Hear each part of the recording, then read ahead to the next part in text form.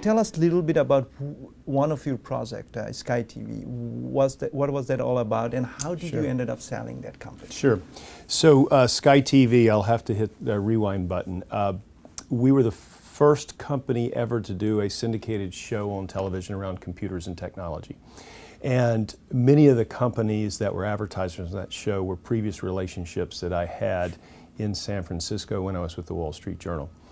I started the first show. I was in New York doing a show on CNBC and a host of others. I had a show on Discovery Channel, I had one on Learning Channel, I had CNBC, and I had an in-flight network where we were producing television shows for US-based airlines. And really kind of made my mark as the computer guy, because I was host, I was talent on these shows, and developed a pretty big creative services business out the back door of the business, doing everything from corporate to product video development for the Microsoft and Intels and HPs of the world. It was a couple of years of trial and error, initially hiring freelancers and outsourcing.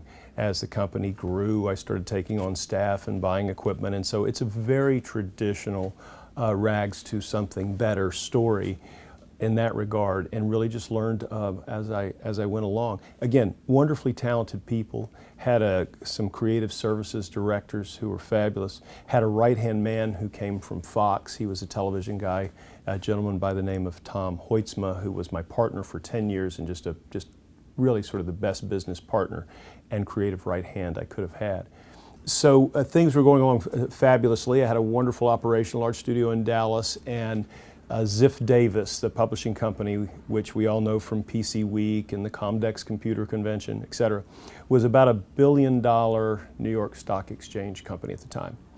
And they had some aspirations to get into television. We were the largest in technology television, and they had done an IPO the spring before and were sitting on a fairly substantial amount of cash that they were under some pressure to move. So we ended up getting acquired by Ziff Davis, and then immediately, within maybe 30 days, we were pledged in a joint venture with the Microsoft co-founder Paul Allen's investment arm, which is called Vulcan Ventures, to start a television network. Initially called ZDTV for Ziff Davis Television. It changed names to Tech TV and was around for about 4 years. So my motivation for selling, quite frankly, was more transactional than anything else. There was an excitement at the time about building this network, and being a participant or a piece of that was pretty enthusiastic or pretty encouraging. Frankly, had reached a period in the life of that company. I was really eager for something new and to take it to another level.